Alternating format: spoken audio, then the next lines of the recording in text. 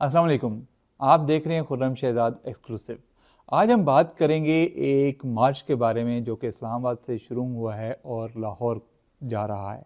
अभी थोड़ी देर पहले हमने चेक किया था तहरीक तहफ़्फ़ुज़ आइन पाकिस्तान के ओहदेदारान से, जो कि इस्लामाबाद से मार्च लेकर निकले हैं और उन्होंने जाना है लाहौर। और उनका कहना ये है कि वो थोड़ी देर में लाहौर पहुंच जाएंगे और लाहौर जाकर वो अपने काज़ के लिए आवाज़ बुलंद करेंगे। ये क्या काज़ है उनका, वो मार्च के मकासद क्या हैं, इस पर हम बात करेंगे। उसके अलावा हम बात करेंगे, आपको याद होगा पिछले हफ्ते हमने आपको एक ख़बर बताई थी जिसके तहत एक रावलपिंडी की 20-22 साल के करीब लड़की घर से निकलने के चंद घंटों बाद दुबई पहुंच गई थी और बाद में उसके घर वालों को तावान के मैसेजेस आए थे और कहा गया था कि अगवा हो गई है वो लड़की। उस केस का ड्रॉप सीन हो गया। अब वो लड़की रावलपिंडी से कैसे निकली, दुबई कैसे पहुंची, तावान कैसे मैसेजेस आए और उसका क्या फिर एंड पे ड्रॉप सीन हुआ, उसके बारे में हम उस पूरी कहानी आपको बताएंगे। और फिर उसके बाद हम बात करेंगे बांग्लादेश और इंडिया के माबैन इस वक्त चलने वाली क्रिकेट चपकलिश पर, क्योंकि बांग्लादेश की कोशिश है कि फरवरी में शुरू होने वाला इंडिया में जो T20 वर्ल्ड कप है उसमें उसको इंडिया ना जाना पड़े और वो अपने मैचेस श्रीलंका खेले तो या फिर बांग्लादेश में खेले। तो क्या वो इस कोशिश में कामयाब होगा, और अगर होगा तो कैसे होगा, और इंडिया कैसे कोशिश कर रहा है कि वो इस कोशिश में कामयाब ना हो। इन तीनों मामलात पर हम बात करेंगे। और इससे पहले कि हम अपनी बात को आगे बढ़ाएं और हम अपनी बात शुरू करें, आप खुर्रम शहज़ाद एक्सक्लूसिव को सब्सक्राइब कर लें।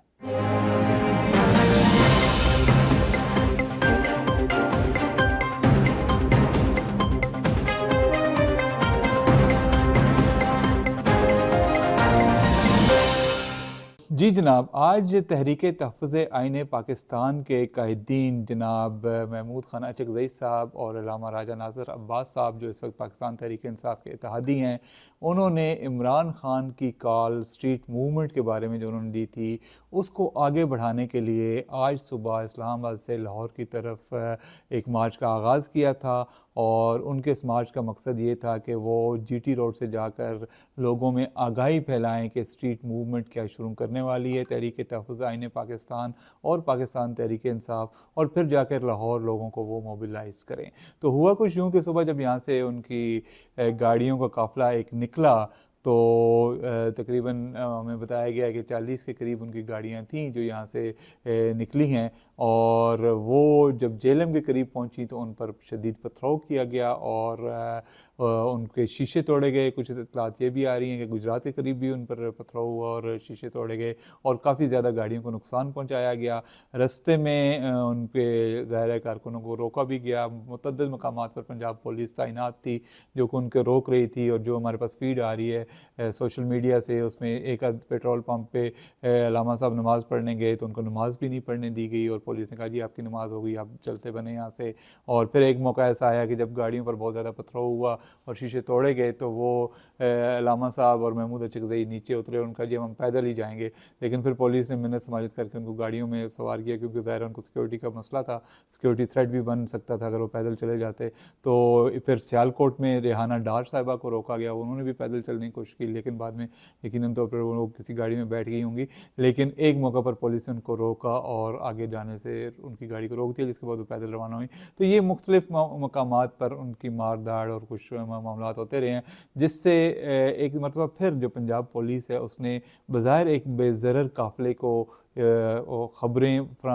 बनाने का एक मौका फ़राहम कर दिया है और फुटेजेस बनाने का मौका फ़राहम कर दिया है। अगर पंजाब पुलिस उन्हें ना रोकती तो 35-40 गाड़ियों के काफ़िले ने क्या करना था, सीधे वो लाहौर जाते। कुछ मकामात पे रुकते, ज़ाहिर है लोगों ने उनके लिए कुछ इस्तकबालियों का एहतमाम किया हुआ था, उन पर कुछ लोग फूल उन पर निछावर कर देते, कोई चाय पिला देता, कोई पानी पिला देता, तो वो अपना हल्ला गुल्ला करते लाहौर पहुंच जाते। तो इससे कोई बड़ा इनकलाब नहीं आ जाना था। लेकिन जो हुकूमत वक्त है पंजाब की, उसने खामख्वाह की पुलिस भेजकर और खामख्वाह के एक सीन क्रिएट करके तो वो एक जो है एक इस खबर को मनफी बना दिया और एक उनको एक मौका फ़राहम कर दिया तहरीक तहफ़्फ़ुज़ आइन पाकिस्तान को कि वो जो भी उनकी बात है, जो भी उनकी काज़ है उसको बुलंद करने के लिए वो आवाज़ उठाएं। और उसमें फिर उनका एक तशद्दुद का एलिमेंट भी उनकी उस तहरीक में शामिल करवा दिया गया, जो कि एक दानिशमंदाना बात नहीं है, ऐसा नहीं होना चाहिए था। बहरहाल अभी हमारी थोड़ी देर पहले उनके तर्जमान अखुनज़ादा साहब हुसैन साहब से बात हुई थी, और अखुनज़ादा हुसैन साहब का हमें ये बताना है कि वो अगले 1 घंटे में लाहौर पहुँच जाएंगे,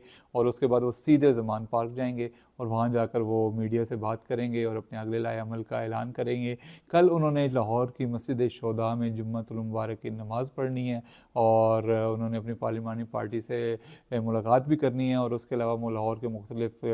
गली कूचों में, मुख्तलिफ़ आम मराकज़ में जाके उन्होंने लोगों से इंटरेक्ट करना है, और ज़ाहिर है उनसे बातचीत करनी है और उनको अपना एजेंडा आगे पहुँचाना है। बज़ाहिर ही उम्मीद की जा रही है कि जो थोड़ा बहुत यहाँ पे GT रोड पे हुआ वो आगे शायद अगर हुकूमत को अक्ल के नाखुन ले तो इस तरह की हरकत ना करे, और ये स्मूथली जो उनका मार्च है, जो भी उनका मकसद है वो पूरा हो, और उसके बाद वो वापस आ जाएं। लेकिन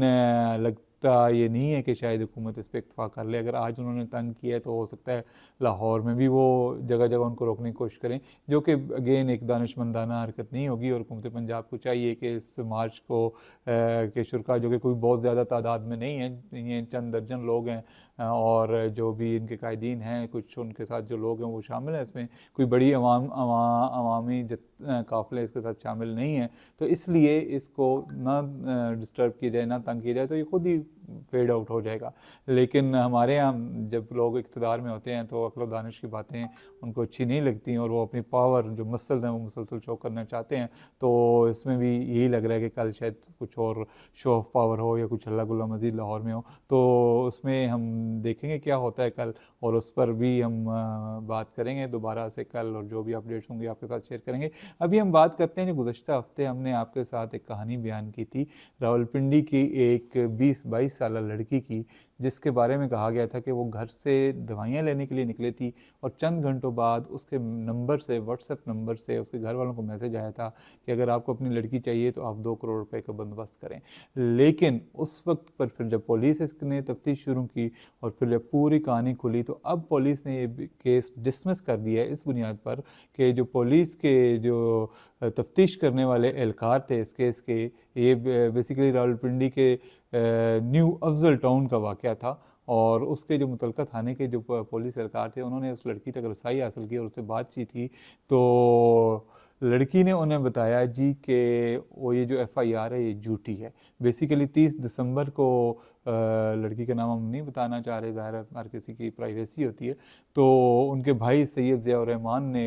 एक 30 दिसंबर को थाने में एक दरख्वास्त दी थी कि उनकी बहन दवाई के 22 साल की जो इसकी उम्र है वो दवाई लेने के लिए घर से निकली थी, और वो उसके बाद वापस नहीं आई, और उसके बाद उन्हें ये व्हाट्सएप मैसेज आया है, और वो पश्तो ज़ुबान में था कि 2 करोड़ रुपए का बंदोबस्त किया जाए। तो पुलिस के मुताबिक जब उन्होंने इस नंबर पर रब्ता किया और तफ्तीश शुरू की, तो उनको फिर उस लड़की ने एक वॉइस नोट भेजा जिसके बारे में, जिसकी गुमशुदगी के बारे में या मुबैना अगवा के बारे में रिपोर्ट दर्ज करवाई गई थी। उसने वॉइस नोट भेजा कि भाई मैं तो अपनी मर्ज़ी से आई हूँ, मुझे किसी ने अगवा नहीं किया, और मैं इसलिए आई हूँ कि मैं जो है वो किसी से शादी करना चाह रही थी और मेरे घर वाले मुझे शादी नहीं करने दे रहे थे, तो फिर मैंने मजबूरन ये अगवा का ड्रामा रचाया ताकि मैं घर वालों से बच के निकल आऊँ, और मैं यहाँ अपने शोहर के साथ दुबई पहुँच गई हूँ, और मैं इनके साथ शादीशुदा हूँ, और मैं इनके बच्चे की माँ भी बनने वाली हूँ, इसलिए आप इस केस को डिसमिस कर दें। तो उस लड़की के वॉइस नोट पर फिर पुलिस ने ये केस डिसमिस कर दिया है, और अब ये अगवा का वाक़या ख़त्म हो गया। अब ये इस्टेब्लिश हो गया है कि वो लड़की जो पुरस्कार तौर पर रावलपिंडी से गुज़श्ता हफ्ते गायब हुई थी, वो अपनी मर्ज़ी से गई थी। इसमें सबक है, कुछ सब लोगों के लिए है,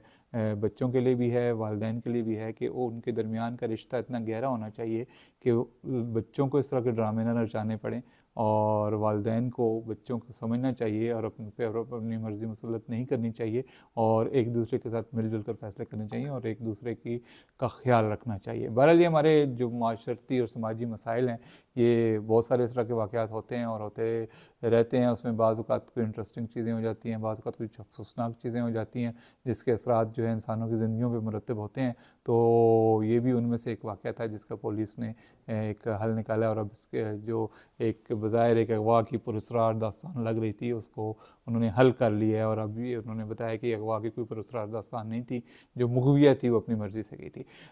तीसरा मौजू जो आज हमारा है जिस पर हमने बात करना ज़रूरी समझा है, वो है बांग्लादेश की उस कोशिश के बारे में जो वो कोच कर रहा है कि उसको अगले महीने फरवरी से शुरू होने वाले वर्ल्ड कप में, T20 वर्ल्ड कप में अपनी टीम इंडिया ना भेजना पड़े। हुआ कुछ यूँ कि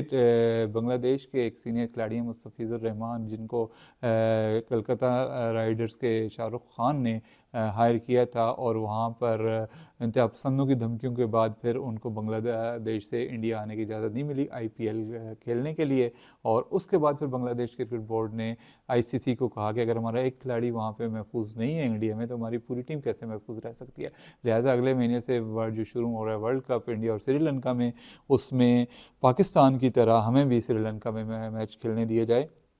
क्योंकि हमारी टीम जो है वहाँ पर महफूज नहीं है।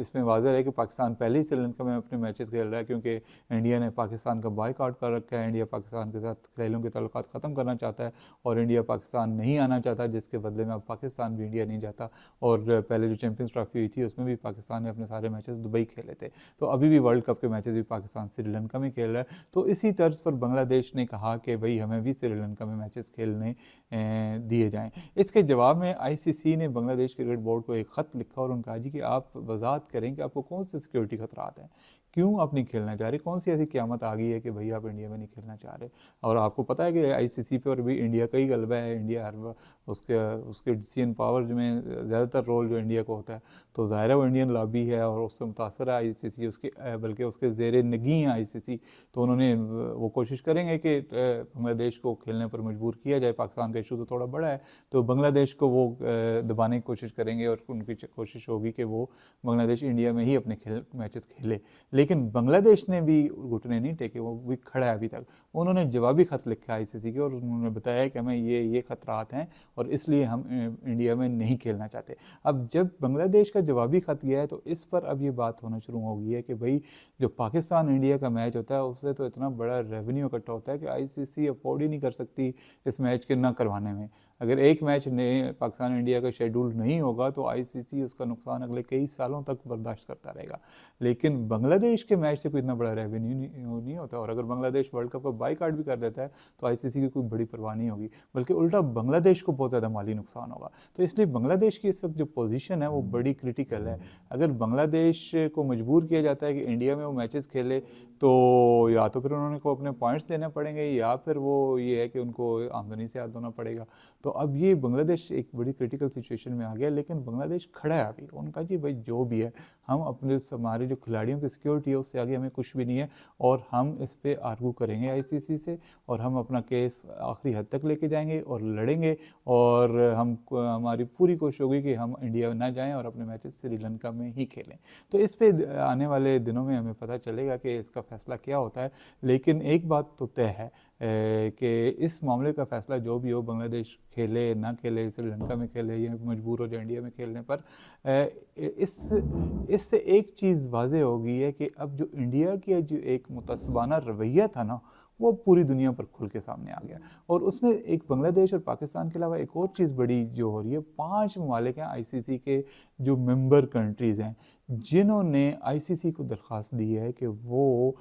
उनके खिलाड़ियों को इंडिया के वीज़े दिलवाने के लिए ICC अपना किरदार अदा करे, क्योंकि इंडिया सिर्फ इस बिना पर उनके खिलाड़ियों को वीज़े नहीं दे रहा कि उनका ताल्लुक़ वो पाकिस्तान से है। उनकी मतलब कुछ उनके खिलाड़ी ऐसे हैं जो पाकिस्तानी निजात खिलाड़ी हैं, यानी कि वो पाकिस्तान में पैदा हुए हैं और अब खेल दूसरी टीमों के लिए रहे हैं, तो उनके वीज़े इंडिया हमेशा से रोकता है, और अभी भी उनको ख़तरा है कि उनके वीज़े नहीं मिलेंगे। तो इसलिए वो 5 ममालिक भी इस वक्त ICC से रिक्वेस्ट कर रहे हैं कि इंडिया से कहा जाए कि उनके वीज़े दिए जाएँ। तो अगर हम इस मामले पर गौर करें तो इस वक्त 7 ममालिक ऐसे हैं क्रिकेट खेलने वाले ICC के रुकन, जो इंडिया से तंग हैं, जिनको इंडिया ने बहुत ज़्यादा तंग किया हुआ है। और इस माजी में आपको याद होगा कि ऑस्ट्रेलिया के साथ पे भी ऐसा हो चुका है, जब उस्मान ख्वाजा साहब जिन्होंने हाल ही में रिटायरमेंट लिया, उनको भी एक मौके पर वीज़ा देने से इनकार कर दिया गया था। तो अब इंडिया की जो ये मुनाफ़क़त है और जो उनकी तअस्सुब प्रस्ताना सोच है, वो खुलकर सामने आ गई है, और हम इसमें उम्मीद करते हैं कि ये मज़ीद खुलकर सामने आएगी, और आइंदा आने वाले वक्त में इंडिया के ख़िलाफ़ पूरी दुनिया, इंडिया के इस मुतस्सबाना रवैये के ख़िलाफ़ पूरी दुनिया उठकर खड़ी होगी, और इसका आला कमा करने की कोशिश करेगी और मेरिट को क्रिकेट में लेकर आएगी। आज के लिए इतना ही, इजाज़त दीजिए। खुर्रम शहजाद को और खुर्रम शहजाद एक्सक्लूसिव को सब्सक्राइब कीजिए, लाइक कीजिए और शेयर कीजिए। बहुत शुक्रिया।